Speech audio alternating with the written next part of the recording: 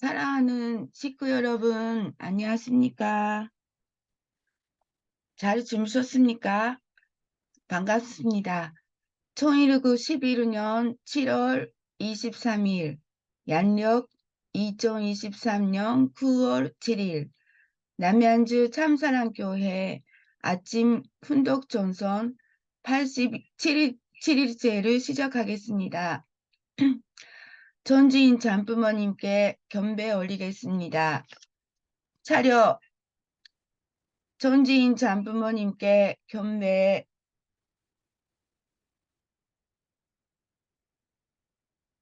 바로 가전면세 제장하겠습니다. 가전면세 1.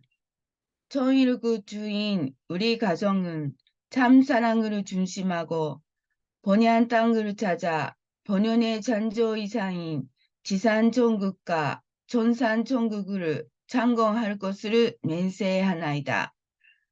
2. 2019 주인 우리 가정은 참사랑을 중심하고 하늘 부모님과 참부모님을 모시어 천주의 대표적 가정이 되며 중심적 가정이 되어 가정에서는 효자, 국가에서는 춘신, 세계에서는 성인, 천주에서는 손자의 가정의 도리를 완성할 것을 맹세하나이다. 3. 2019 주인 우리 가정은 참사랑을 중심하고 4대 신정권과 3대 왕권과 관조권을 완성할 것을 맹세하나이다. 4. 2019 주인 우리 가정은 참사랑을 중심하고 하늘 부모님의 창조 이상인 천주 대가족을 형성하여 자유와 평화와 통일과 행복의 세계를 완성할 것을 맹세하나이다. 5. 2019 주인 우리 가정은 참사랑을 중심하고 매일 주체적 전산세계와 대산적 지산세계의 통일을 향해 전진적 발전을 촉진화할 것을 맹세하나이다. 6. 2019 주인 우리 가정은 참사랑을 중심하고 하늘 부모님과 참부모님의 대신 가정으로서 청운을 움직이는 가정이 되어 하늘의 축복으로 주변에 연결을 시키는 가정을 완성할 것을 맹세하나이다. 7. 2019 주인 우리 가정은 참사랑을 중심하고 본연의 혈통과 연결된 위하는 생활을 통하여 신조문화세계를 완성할 것을 맹세하나이다. 8. 2019 주인 우리 가정은 참사랑을 중심하고 2019 시대를 맞이하여 절대신안, 절대사랑, 절대복종으로 신의의 일제 이상을 이루어 지산천국과 전산천국의 해방권과 속방권을 완성할 것을 맹세하나이다.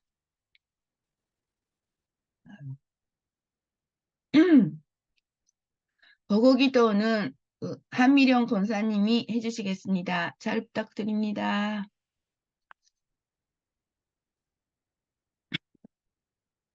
다 같이 기도드리겠습니다. 사랑과 은혜가 충만하신 하늘의 부모님과 승리하시고 다 이루신 천지인 잠부모님 진심으로 감사드립니다. 이 시간 하늘의 부모님께서 허락하셔서 영계에서 절대 선현들이 우리들께 깨워주셔서 조사님들이 전동하셔서 저희들에게 깨닫게 해주셔서 감사드립니다. 연전식 대교회장님, 박양명 대교회장님과 하나가 되어서 남양주 교회 식구님과 전세계 식구님들이 증오에서 모여서 하늘의 부모님의 성리신 조국 남북 통일을 이루어지게 전성을 드리면서 서로가 서로를 먼저 생각하고 아끼고 사랑하며 믿음으로 하나가 되는 자리가 되시기를 진심으로 소망하겠습니다. 남양주 대교회 500명 대예배를 드리는 날이 소리 없이 다가오고 있습니다. 우리는 무엇보다 장부모님과 함께하는 방금기에도 보다 많은 시련을 겪고 있습니다. 제가 가지고 있는 모든 능력은 자기를 위하여 쓰는 것이 아니고 저와 관계가 이루어지는 모든 분들을 위하여 주시는 것이니 저에게 지금부터 그 힘을 주시면 하늘 부모님 아래 인류 한 가족으로 장부모님과 함께하는 자녀가 되게 해주시고 모든 일이 노력 없이 이루어지는 일이 없습니다. 하늘의 부모님께서 이 시간 연대교회장님 말씀으로 주강해 주시고 사랑해 주시옵소서. 그리고 이 시간 함께 하지 못하시는 모든 식구님께서 믿음으로 함께 하여 주시옵소서. 간절히 기도드리면서 모든 말씀을 있었고 이 땅에 찾아와서 승리하신 장부모님께 감사드리며 축복 주신 가정 문화식 한미령 이름으로 기도 보가려 싸움나이다. 아주. 아주. 네, 감사합니다. 그러면 다음은 감사 소감인데요. 오늘은 오그보 다가요 집사님 단보이신데 어디 계십니까? 네, 아, 네, 있어요. 네, 부탁드립니다. 있어요. 네네네. 네, 안녕하세요. 네. 제가 제가 그 며칠 전에 그 남양주 시전에서 회의가 있어서 들어가 왔는데요. 그거에서 그 남녀가 서로 존중하고 함께 성장하는 기술이라고 배우고 왔습니다. 그 너무 간단한 건데요. 그거는 뭐 자기 그 서로 또 담전이고 잠전을 50개 쓰는 건데요. 그거를 먼저 나의 잠전을 50개 쓰고 다음에 그 남편 거 아이 거 애들 있고 잠전을 50개 쓰고 그거를 그 보여주면 너무 감동시킨다 그런 이야기로 들었습니다. 예. 그리고 뭐 소소하지만 자주 그 나누세요라고 하면서 그 6조 진짜 6조만 그 발바닥에 마사지 해주는 거랑 아침에 남편 발바닥에 6조만 마사지 하는 거랑 또 그 출근할 때 잠깐 안아주기 하는 거 그리고 하루 네 번은 핸드폰에 메시지 하는 거 그리고 식사할 때도 숟가락에 그 반찬을 하나 올리는 거 그리고 또 잠자기 전에 또 발바닥에 마사지 하는 거 하면 또 서로의 그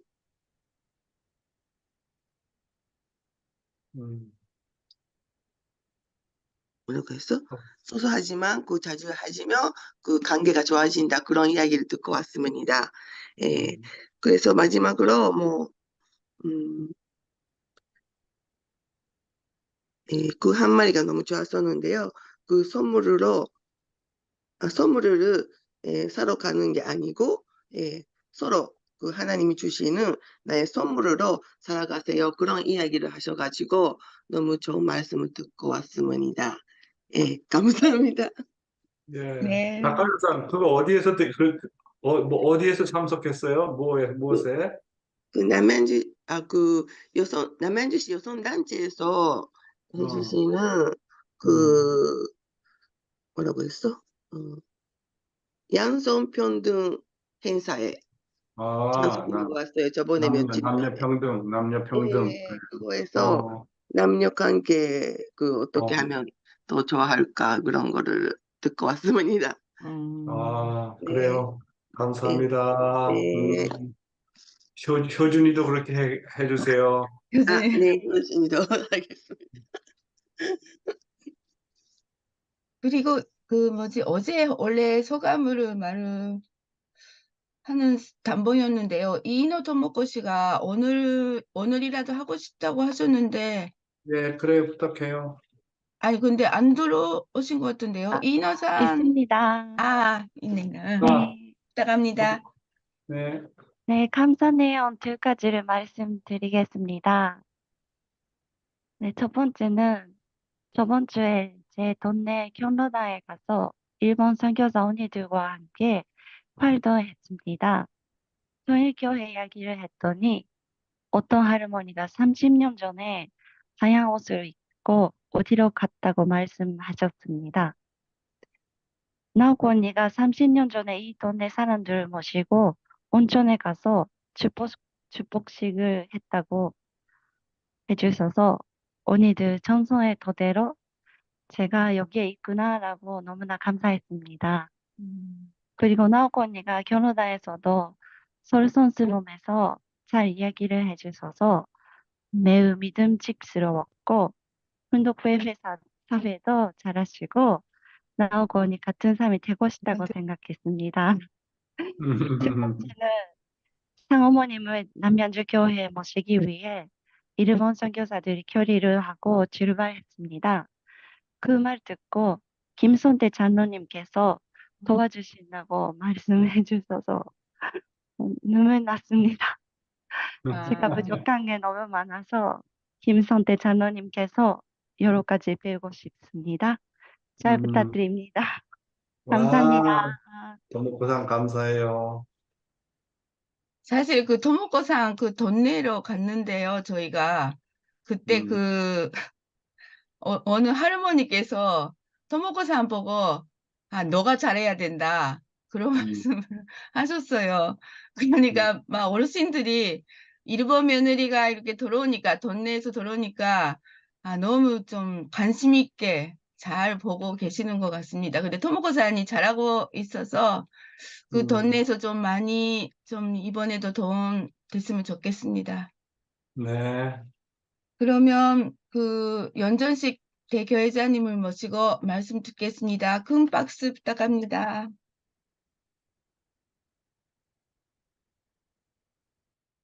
사랑하는 남양주 참사랑 가정교회 식구 여러분, 그리고 오늘도 조국 광복과 참어머님의 성수무강을 위해서 한국뿐만 아니라 전 세계에서 정성을 들여주시는 천일국 식구 여러분, 안녕하세요. 오하요 고자이마스. 이제는 아침과 저녁으로 날씨가 조금씩 이제 선선해지고 있습니다. 환절기에는 늘 감기 조심하시기 바랍니다. 식구님들에게 전화를 해보니까 요즘 유행하는 감기 때문에 고생을 하고 계신 분들이 몇 분 계셨습니다. 늘 건강하시길 바라겠습니다.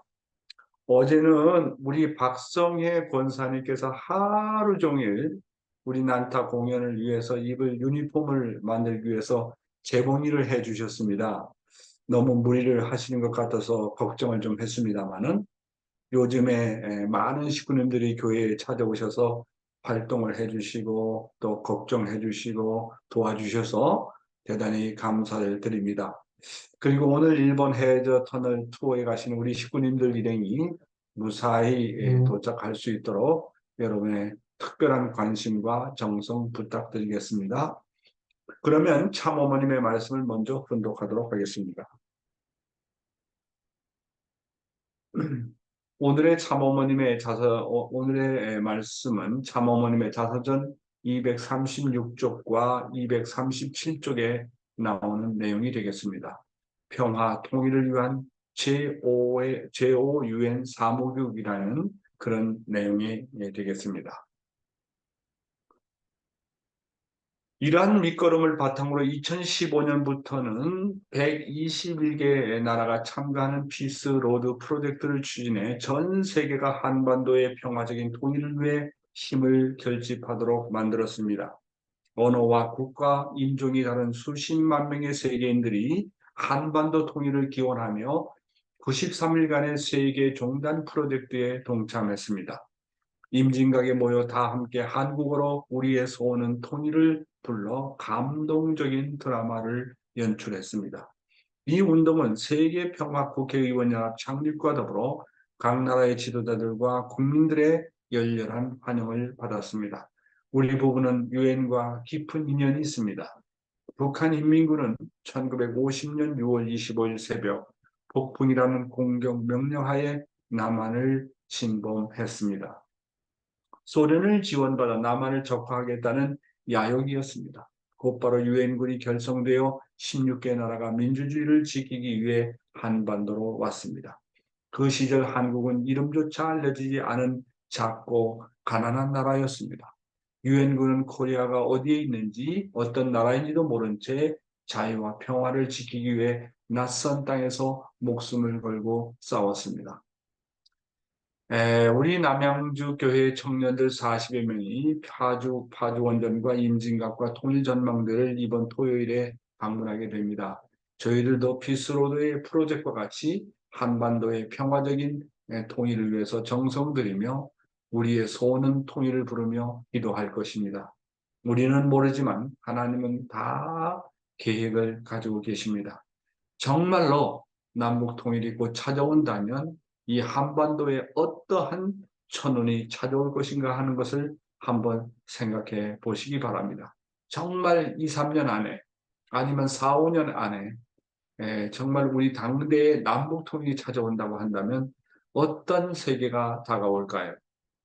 반드시 우리 참어머님을 중심하고 통일 운세가 찾아와야 됩니다. 머지않아 우리가 북한을 38선을 통과해서 육로로 방문한다고 한번 생각해 보시기 바랍니다. 그래서 우리는 이제 본격적으로 남북 통일을 준비해야 됩니다. 아버님께서 준비하지 않는 자는 다 흘러간다고 말씀하셨습니다. 미리 준비하는 자의 미래는 미리 준비하는 자의 것이라고 말씀하셨습니다. 이번 일요일 날은 아주 특별한 간증을 듣게 될 것입니다. 탈북해서 한국에 정착한 분 중에 한 분이 참 아버님을 자주 꿈에 보고 그리고 환상으로 보았던 내용을 우리 교회에 와서 간증하기로 했습니다. 이분은 이만갑이라고 하는 프로그램에 아주 고정적으로 출연해서 많은 분들이 아마 그분의 얼굴을 보면 알게 될 것입니다. 그 북한을 탈출할 때부터 한국에 도착해서 지금까지 전혀 몰랐던 아버님이 꿈에 나타나는 겁니다. 꿈에 나타나고 어떤 때는 환상으로 보여주면서 참 아버님으로부터 이러저러한 지시를 많이 받아왔습니다. 이제 이분께서 본격적으로 우리 남북통일 운동을 아마 돕게 될 것입니다. 우리 김성태 장로님의 인도로 이제 알게 되었는데요. 그래서 이분이 이제 용평에 2박 3일간의 우리 월수련에 참석을 하게 되고 이번 일요일 날 와서 또 간증을 하게 되고 9월 24일은 우리 500명 참사랑 축제 예배 때도 또 간증을 하기로 했습니다. 전혀 참부모님을 몰랐던 참아버님을 몰랐던 사람이 정말 영계에 가서 아버님을 만나고 구체적으로 여러 가지 아주 정황을 보게 되면 저도 정말 깜짝 놀랐습니다. 아버님이 영계에서 이렇게 배후에서 역사하시는구나 하는 사실을 깨닫게 되었습니다. 이번 일요일 날 여러분 많은 식구님들이 찾아와서 이분의 귀한 간증을 들으시길 바라겠습니다. 계속 읽어서 읽어보겠습니다. 나의 남편은 죽음의 강제 노동 수용소라 불리던 흥남 질소 비료 공장에 갇혀 중노동에 시달렸지만 유엔군의 참전으로 자유의 몸이 되었습니다. 유엔군은 한국 땅의 구세주 독생자와 평화의 어머니 독생녀를 살리기 위해 힘을 합쳤고 우리 부부는 하나님의 뜻에 따라 생명을 보존할 수 있었습니다.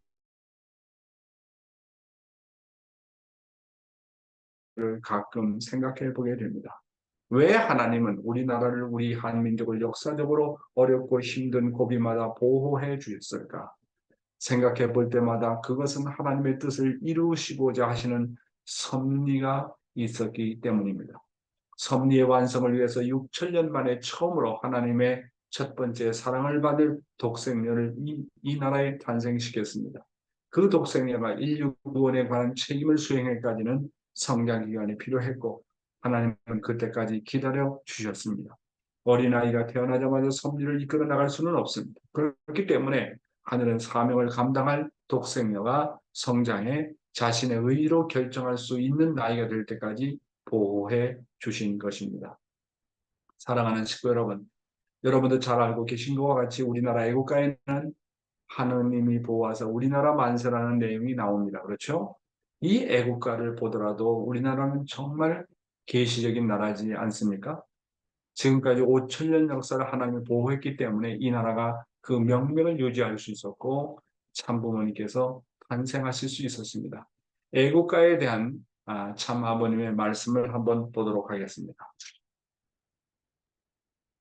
동해물과 백두산이 마르고 닳도록 하느님이 보호하사 우리나라 만세. 우리는 해방 이후 줄곧 이 애국가를 불러왔습니다. 알고 보면 이 애국가는 우리 민족에게 내리신 하나님의 계시였습니다. 대한민국 만세는 오직 하나님이 보호하셔야만이 이룩될 것을 계시하신 것입니다. 하나님은 대한민국을 가장 사랑하십니다.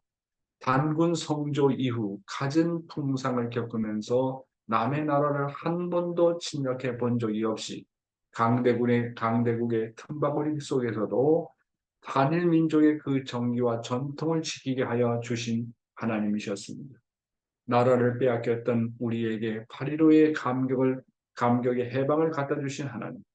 6.25 동란 때 월남같이 망할 수밖에 없는 한국을 16개국을 동원하여 수호하신 하나님이셨습니다. 그렇습니다. 그러면서 아버님께서 뭐라고 말씀하셨냐면 우리 배달민족이 흰옷을 즐겨 입는데 그것은 한국이 언제나 상갓집이었음을 뜻합니다. 라고 말씀하셨습니다. 여러분 상갓집에 가면 하얀 옷을 입잖아요. 그렇잖아요. 하얀 옷을 입고 곡을 하지 않습니까? 한국의 5천년 역사는 930번이나 다른 나라로부터 침략을 받으면서 수많은 사람들이 죽어나갔습니다. 수많은 사람들이 희생되었습니다. 그러니까 한국의 역사는 한마디로 말해서 상갓집과 같은 그런 역사였습니다. 사실이 그렇습니다. 아버님 말씀하십니다. 한민족의 역사는 상갓집의 역사였습니다. 역사가 그렇지 않습니까? 나는 그렇게 봅니다. 그렇지만 나라를 위해 충성하고 하나님을 모시는 데 있어서는 어떤 민족에게도 지지 않았습니다. 그렇기 때문에 이 나라 이 민족에게는 하늘이 수호해 줄 때가 반드시 올 것입니다. 그 때를 맞을 첫 번의 기수가 누구냐? 바로 우리들입니다. 이렇게 초창기에 참아버님께서 말씀을 하셨습니다.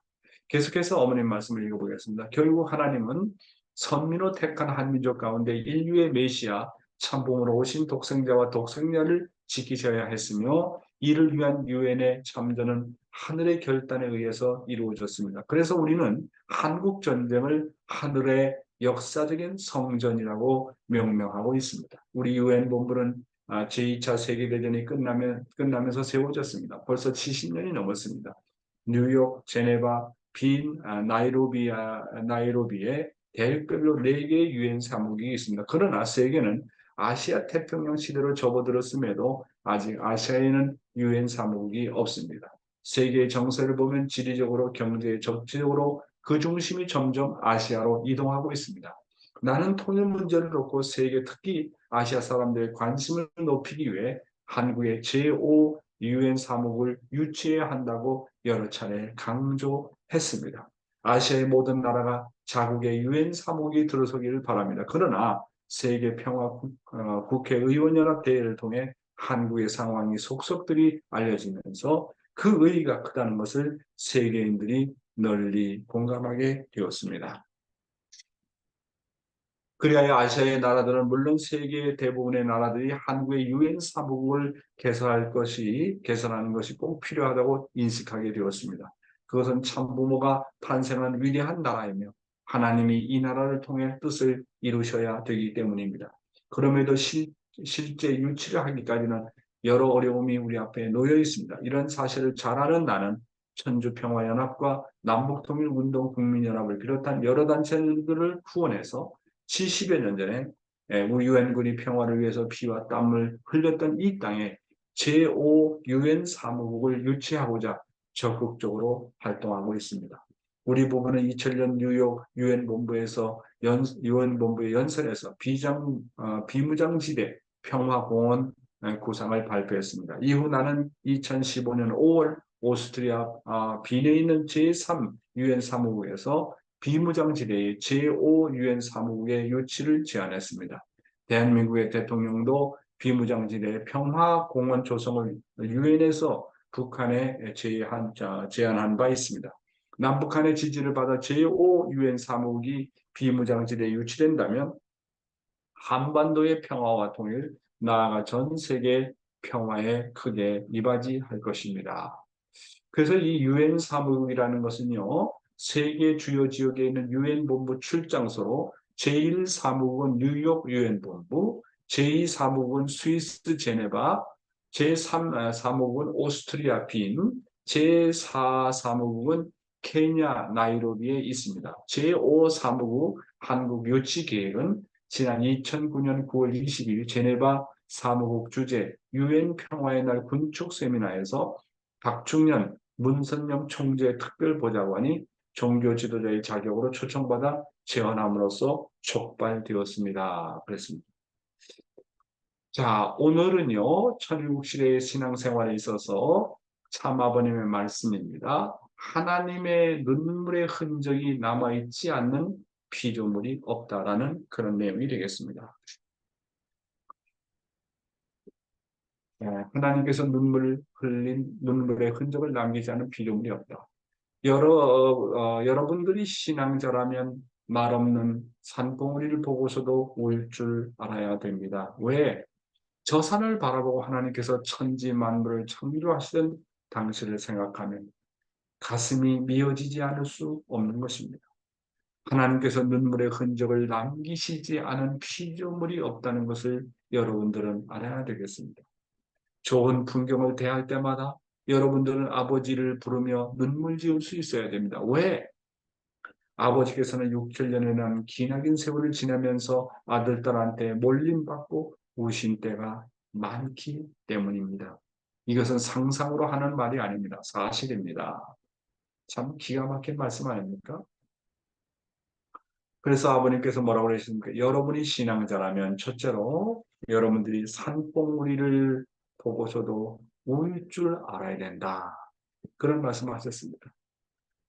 하나님께서 아담과 해와를 창조하기 전에 모든 만물을 오직 아담과 해와를 위해서, 인간을 위해서, 인류를 위해서 정말 아름답게 창조하신 것이 그 아담과 해와의 타락으로 말미암아 사탄으로 말미암아 사탄의 소유가 되었다는 그 자체가 얼마나 하나님의 가슴을 아프게 했겠는가를 한 것을 생각해 보시기 바랍니다. 그래서 아버님은 산을 바라보면서 저것은 하나님의 고통이 저렇게 쌓여서 그렇게 되었다고 생각했다고 하는 것입니다. 바다를 보면 아버님은 어떻게 생각하냐면 저것은 하나님의 눈물이 고여서 바다를 저렇게 이루었다고 생각했다고 하는 것입니다. 아버님께서 이제 네팔에 방문을 하셔가지고 이제 에베레스트 산 정상을 이제 비행기를 타고 한번 쭉 이렇게 에베레스트 산의 히말라야 산맥을 한번 돌아보십니다. 그때 아버님께서 하신 말씀이 하염없는 눈물을 흘리셨다고 말씀하셨습니다. 그 히말라야 정상을 바라보면서 정말 하나님의 소원을 생각하시고 하나님의 눈물을 생각하시고 하나님의 눈물이 흘러가지고 사람이 눈물이 많이 흐르면 어떻게 됩니까?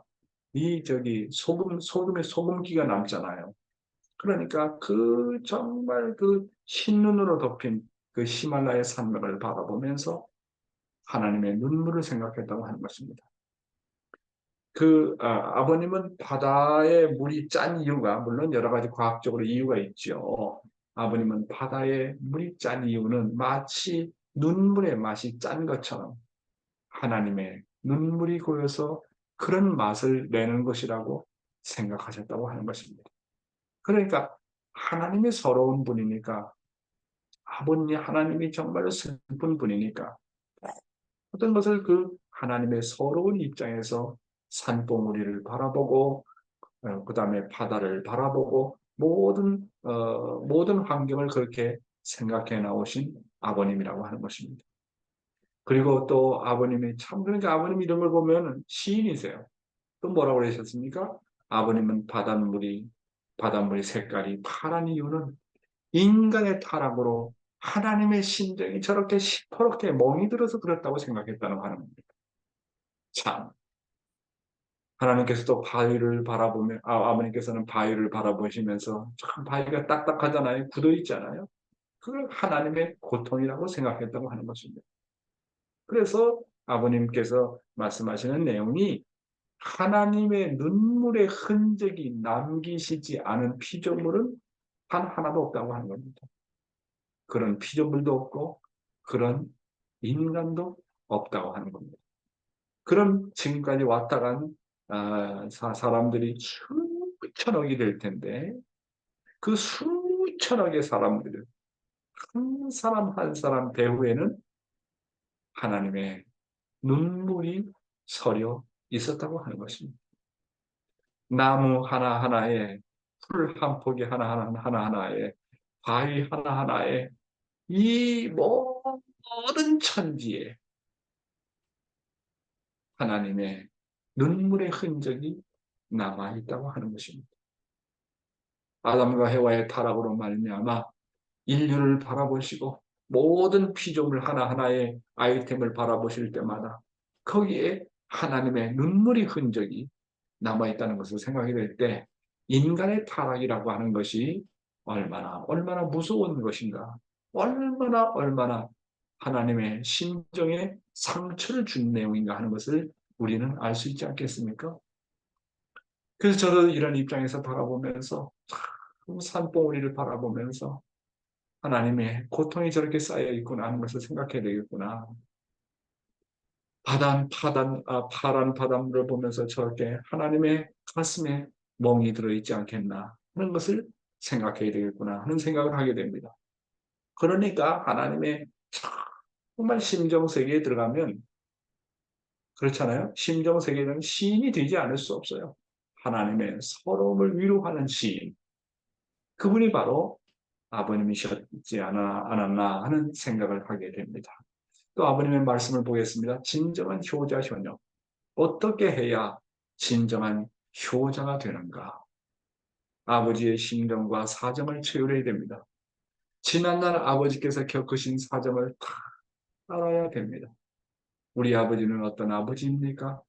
사랑하는 아들, 딸이 사형장에 나가면 교수가 앞에 눈물 지으시는 아버지이십니다. 죄인은 아니지만 죄인보다 먼저 눈물 지으시는 아버지이십니다. 하나님은 지극히 선한 아버지이지만 이 땅 위에 불행한 사람이 가는 자리에 동참하지 않은 적이 없는 아버지라는 것을 여러분이 알아야 되겠습니다. 다시 한번요. 하나님은 지극히 선한 아버지지만 이 땅에 불행한 사람이 가는 자리에 동참하지 않은 적이 없는 아버지라는 것을 여러분이 알아야 되겠습니다. 매 2초마다 두세 사람이 죽습니다. 세계적으로. 하루에는 15만 명이라는 사람들이 영계에 갑니다. 그럼 1년의 통계를 보면 한국의 인구에 해당되는 5천만 명 이상이 영계에 갑니다. 그러면 하나님이 인간들을 대할 때, 한 사람 한 사람을 대할 때 하나님은 특별한 그 개별성을 갖고 계시기 때문에 한 사람 한 사람, 한 영혼 한 영혼에 대해서, 한 인간 한 인간에 대해서 부모의 심정을 가지고 대하는 겁니다.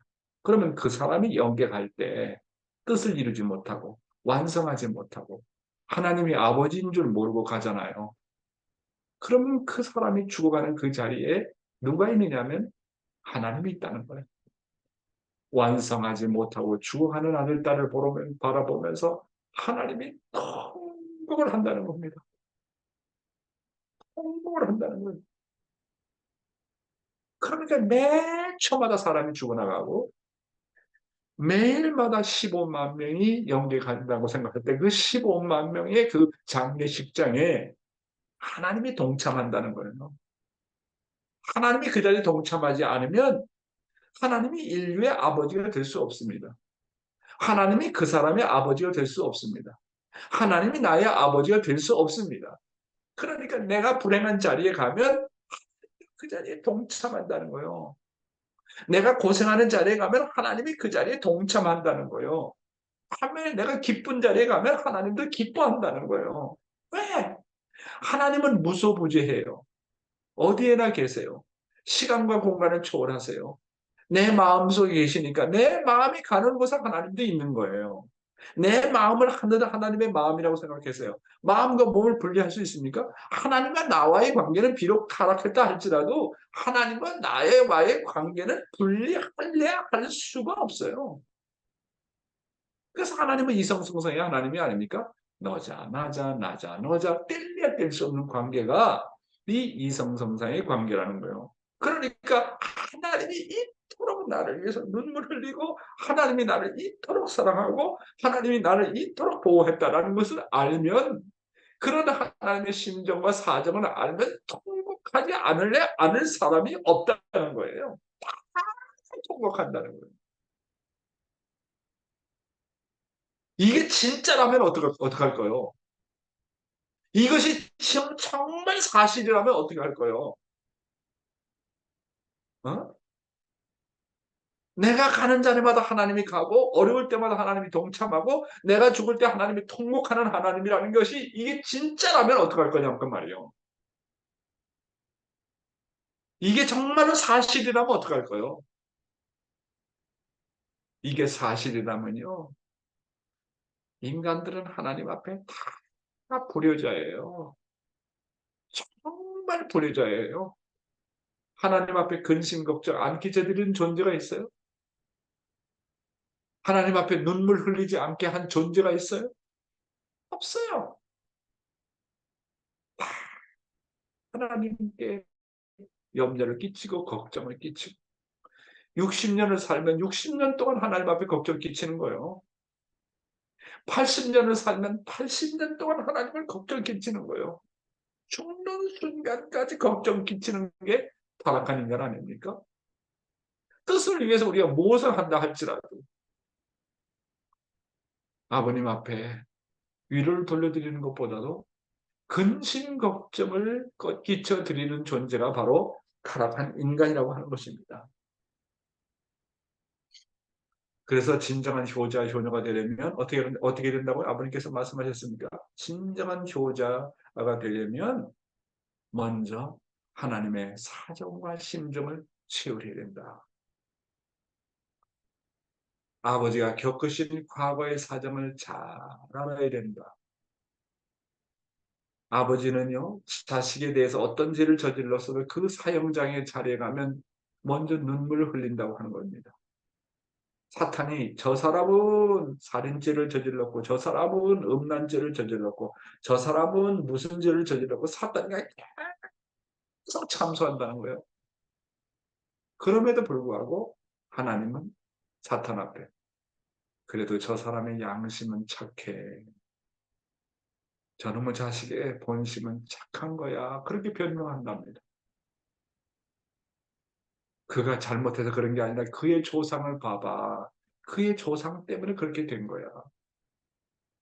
그렇게 변명을 하는 분이 하나님이라고 하는 것입니다.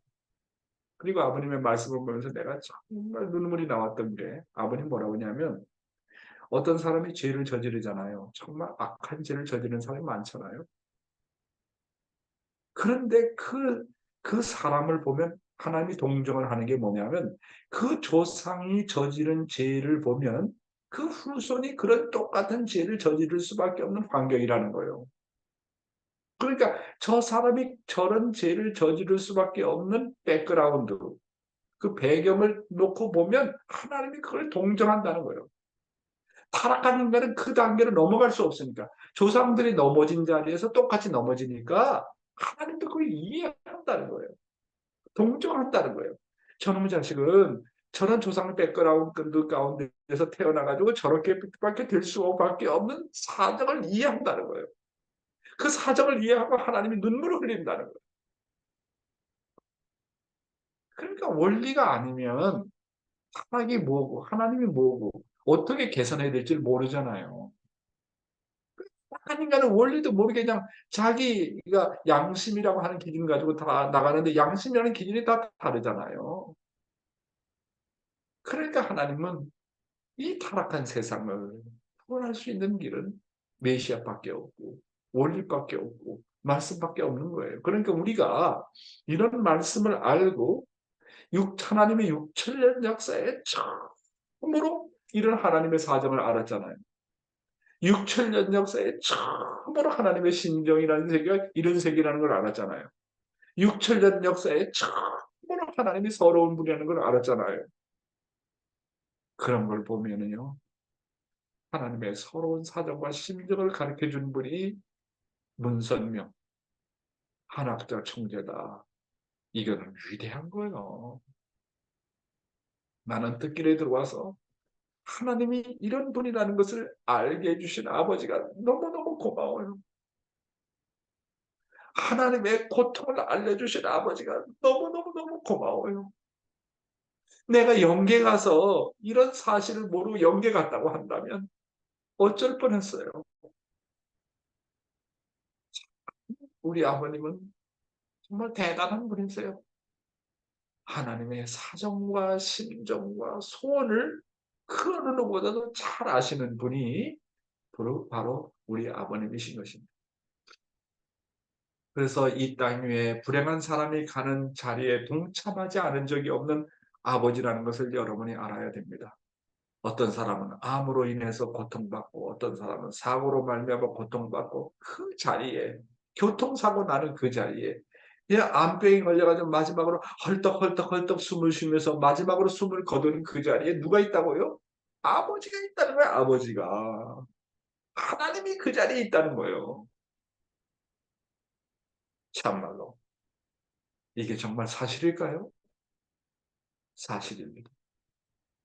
그래서 인간 만물이 성장하는 자리에 모두 하나님이 동참하신다고 하는 겁니다. 하나님께서 눈물의 흔적을 남기지 않은 피조물이 없어요. 어느 한 개인을 놓고 어느 한 피조물을 놓고도 거기에 다 하나님의 눈물의 흔적이 남아있다는 사실입니다. 하나님은 언제나 나를 짝사랑하고 계세요. 내가 하나님을 사랑하는지 안 하는지, 내가 하나님을 배반하고 내가 하나님을 욕하고 내가 정말 죄를 많이 저질러도 나를 배후에서 짝사랑하는 분이 있어요. 어떤 상황에서 나를 짝사랑하는 분이 있다고요. 그분이 누구라고요? 하나님이요. 그리고 언제나 내 편에 서서 이해하려고 해요. 그분이 누구라고요? 하나님이요. 내가 죄를 지을 수밖에 없었던 사정을 그 어느 누구보다도 잘 아시는 분이 누구요? 하나님. 그래서 긍휼을 베풀고 용서하고 용서하고 또 용서하고 또 용서하면서 동정을 하시는 하나님이다. 하나님 마음 가운데 그런 부모의 심정이 없었다. 인류 복귀 섭리 그거 불가능해요. 불가능하다고요. 그러니까 그런 부모의 심정을 갖고 배후에서 수고하시는 분이 하나님이다 하는 것을 우리는 정말 잘 알아야 되겠다 하는 겁니다. 이런 하나님을 우리가 어떻게 배반하겠어요? 진짜 이런 하나님의 사정을 안다면 우리가 어떻게 배반하겠냐고요? 배반할 수 없어요. 절대로 배반할 수 없다고. 왜 배반하느냐? 하나님의 사정과 소원을 모르기 때문에 배반하는 거예요. 왜 예수의 제자들이 예수님을 배반하느냐? 예수의 사정과 심정과 소원을 몰랐기 때문에 배반한 거 아니겠습니까? 그렇잖아요. 남편의 사정을 알고 남편의 소원을 알고 남편의 어려움을 아는 부인이라고 한다면 어떻게 부인하고 남편과의 관계가 하나가 되지 못하겠습니까? 서로가 사정이 다르니까. 그렇죠?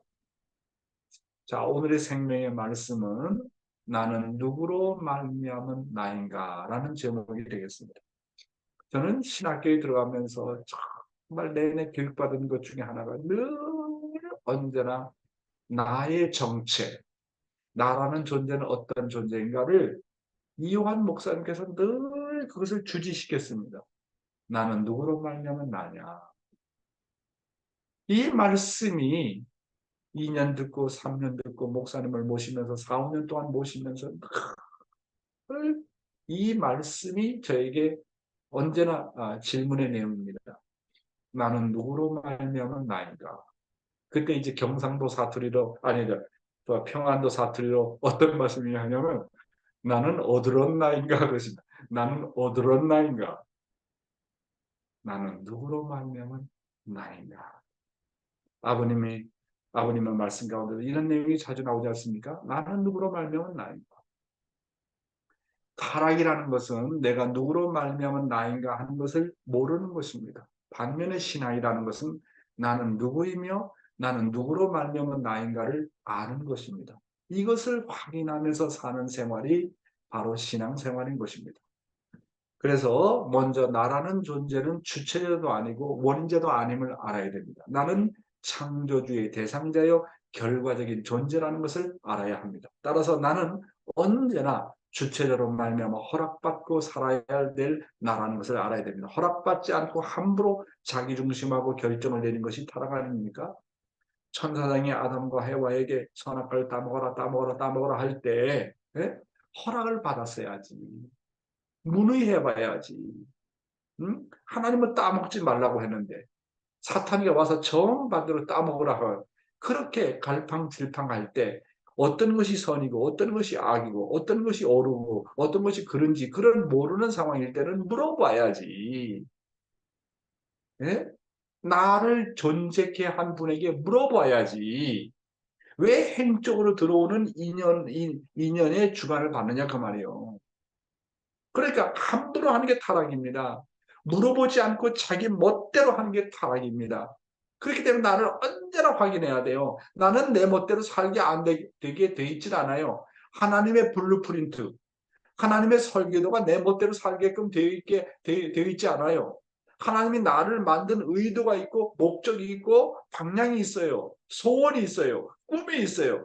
그러니까 원인자의 꿈에 의해서 소원에 의해서 원인자의 설계도에 의해서 살아야 될 인간이요. 나는 주체자가 아니요. 나는 창조자가 아니요. 나는 원인자가 아니요. 나는 하나님의 대상입니다. 하나님의 아들, 딸이요. 결과적인 존재예요.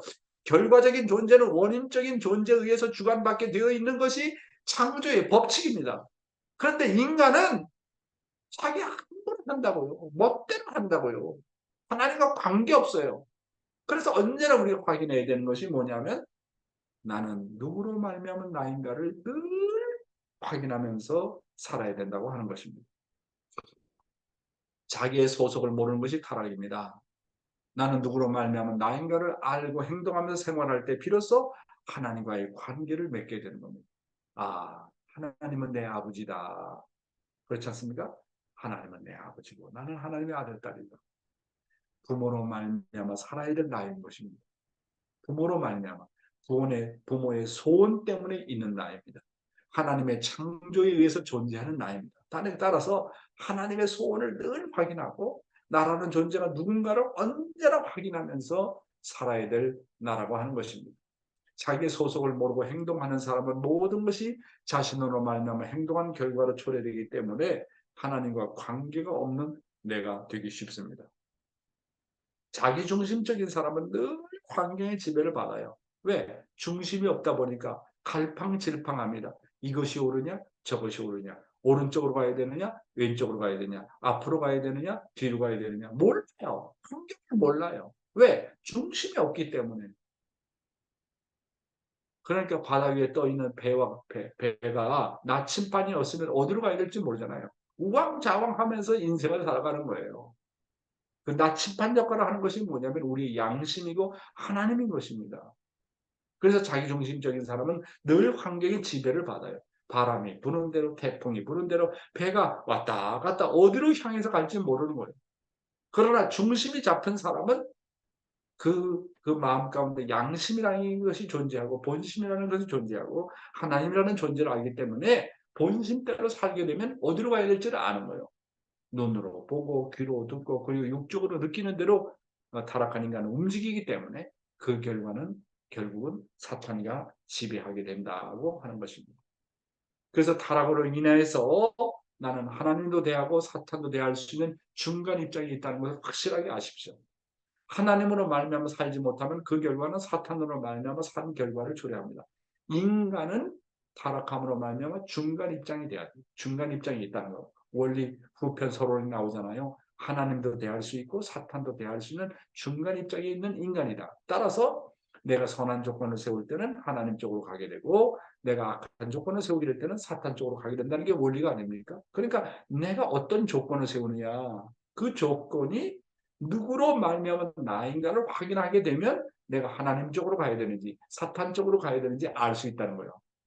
나는 누구로 말미암아 나인가를 확실하게 알면 내가 사탄과 상대하지 않고 늘 선한 조건을 세워서 하나님 쪽으로 갈 수 있다는 거예요. 그 내가 누구로 말미암아 나인가를 모르고 내가 중심이 되게 되면 내가 하나님 쪽으로 가는지 사탄 쪽으로 가는지 헷갈린다는 거예요.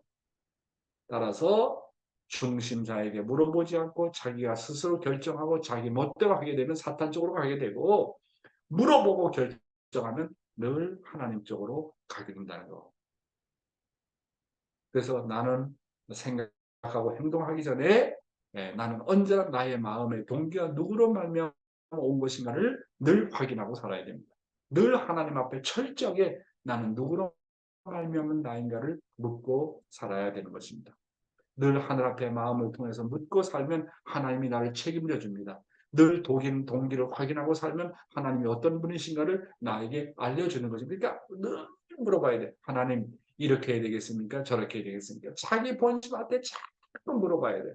이번 설교는 어떤 내용으로 해야 되겠습니까? 오늘 아침에 말씀은 어디에다 포인트를 둬야 되겠습니까? 자꾸 물어보는 거예요. 처음에는 답변이 없어요. 자꾸 물어보고 또 물어보고 또 물어보고 답변이 올 때까지 느낌이 올 때까지 자꾸 물어보는 거예요. 하나님한테. 그렇게 물어보면 하나님은 나한테 알려줘야 될 책임이 있어요. 느낌을 통해서. 본성을 통해서 본심을 통해서 알려야 될 책임이 있어요. 처음엔 답변이 안 보여요. 그러나 자꾸 물어봐야 돼. 이런 남편 어떻게 해야 되겠습니까? 이런 자식 어떻게 해야 되겠습니까? 교회 나오지 않는 이 자식을 어떻게 해야 돼? 자꾸 물어보라고요. 하나님은 답변을 알고 있다고요. 하나님은 해결책을 알고 있어요. 아무도 몰라. 하나님만이 그 해결책을 알고 있단 말이요. 그러니까 하나님한테 물어봐야 돼. 자꾸 물어서 하나님 앞에 답변을 받아야 돼. 묻지 않고 그냥 고민만 하고 걱정하니까 하나님께서 답변을 가르쳐 주지 않은 거 아닙니까? 그래서 자식이 부모 입장에서 살면 부모의 심정은 이러하다는 것을 알려주는 것과 같습니다. 나는 하나님으로 말미암아 살아야 될 나라고 하는 것을 확실히 알아야 되겠습니다. 인간은 원래 하나님은 떠나서는 살 수 없기 때문에 하나님은 늘 인간을 위해서 염려하고 하나님으로 말미암아 살도록 깨우쳐 주시기 위해서 부단한 노력을 하고 계신다는 것을 우리는 알아야 되겠습니다. 그래서 나는 하나님으로 말미암아 살아야 될 나라는 것.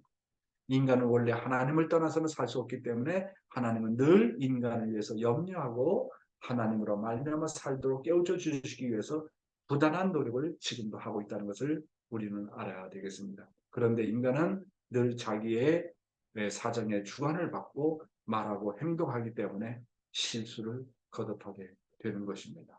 그렇죠? 그래서 항상 기도하는 말은 내가 무슨 생각이 들어왔을 때 그리고 어떤 행동을 하게 될 때 하나님이 물어보고 살라는 뜻입니다. 늘 하나님께 물어보고 살면 하나님께서 나의 삶을 충만하여 주신다는 것을 우리는 잘 알아야 되겠습니다. 누구로 말미암아 나인가?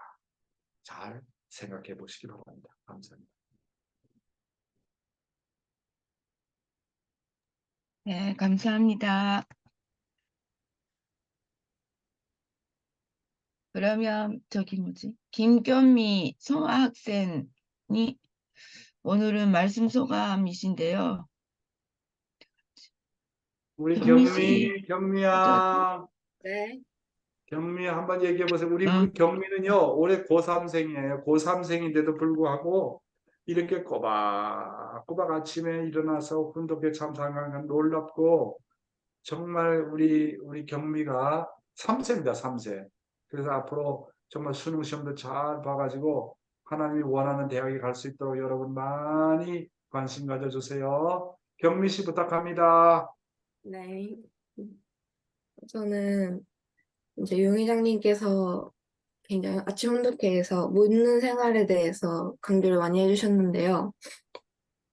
또 묻는 생활에 대해서 강조도 많이 해주시고 또 하나님의 심정에 대한 말씀도 많이 해주셨는데 이제 그거를 통해서 제가 일상에서 이제 하나님의 생각이 어떤지 또 어떤 거를 원하시는지를 많이 여쭤보면서 살게 됐거든요. 근데 음, 이제 그런 과정에서 약간 하나님의 심정이 어떠한가에 대한 말씀도 듣고 하다 보니까 조금 더, 아, 나한테 무엇을 바라시는구나 하는 것들을 알고 실천할 수가 있게 되어가지고 하나님을 음, 먼저 알고 심정을 아는 것이 참 중요하다고 생각을 했습니다. 음, 네, 음. 이상입니다. 아이고, 우리 경미 고맙다. 어제는 너희 오빠 관규 만나가지고 점심도 같이 먹고 좋은 시간 많이 가지고 요즘엔 제가 이세하고 많이 만나서 식사도 하고 그렇게 지내고 있습니다. 네, 다음 분. 다음 분이 거기 일본에 가신 분들 중에서 여기 듣고 아, 계시는 분이 있는데 이게 연결이 되는지 모르겠습니다. 또 어떤 분? 하에코 씨도 있었던 것 같아요. 하이코? 예, 하이코 하에코 씨 할 수 씨, 있어요? 하이코 씨, 안 되나? 안 되는, 하이코 씨는 안 되고 예. 그러면 오늘은 아유 우리 최정찬 교수님 몸이 안 좋으신데도 오늘 또 참석하셨네. 아이고, 목사님 아이고 나오셨네. 우리 남양주 목사님 나오셨어. 박양명 어, 우리 박양명 대교회장님이 나오셨네요. 좀 반갑습니다. 인사 좀 네, 반갑습니다. 하세요. 네, 아주 우리는 33명이 와가지고요. 예, 아주 어제는 한일 해저 투어를 잘 했습니다. 아주 많은 분들이 감동을 받고 또 많은 분들이 좋아해서 우리 식구님들의 많은 기도와 정성 덕분에 아니, 무사히 이틀째를 맞이하고 끝났고요. 오늘 이제 3일째, 오늘 이제 돌아갑니다. 예, 오늘도 예, 변함없이 이렇게 귀한 말씀을 주셔서 너무나도 감사드립니다. 예, 이렇게 일본에 있어도 아침 이 정성에 함께 동참할 수 있다는 것이 너무너무 좋고요. 이 말씀이 우리를 다시 한번 부활시켜 주시고 또 우리를 새롭게 해주신다는 것이 너무나도 감사합니다. 저는 지금 다른 분하고 우리 어르신네하고 같이 방을 써가지고 밖에 복도에 조용히 있다가 이렇게 지금 참여하고 있습니다. 그래도 지금 이렇게 와이파이가 터져서 이렇게 아, 함께하고 있고요.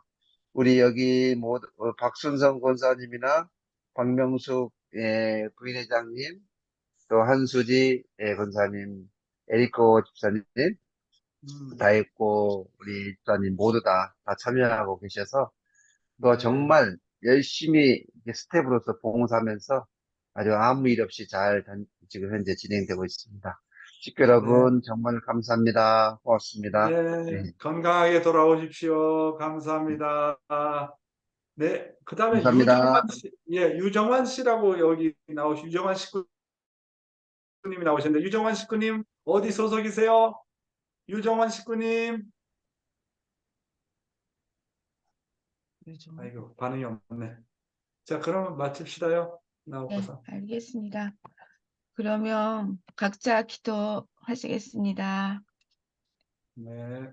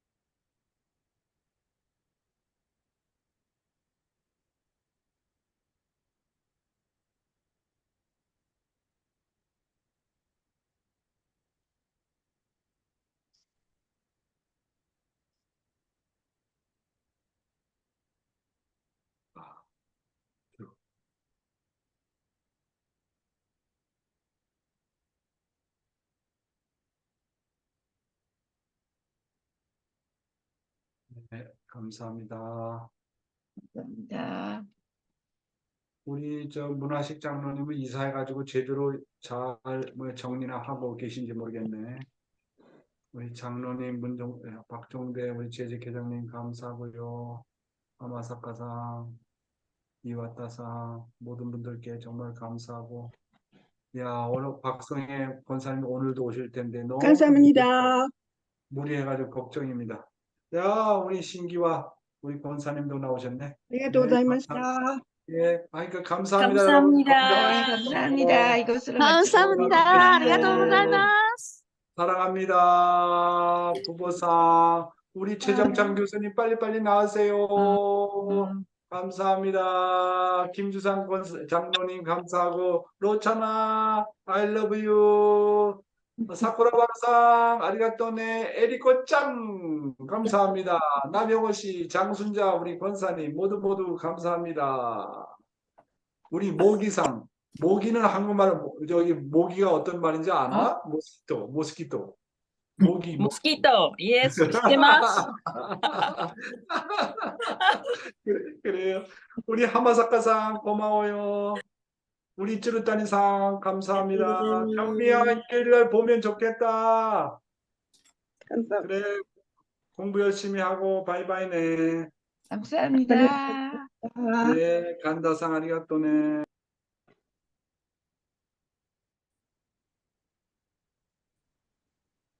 감사합니다.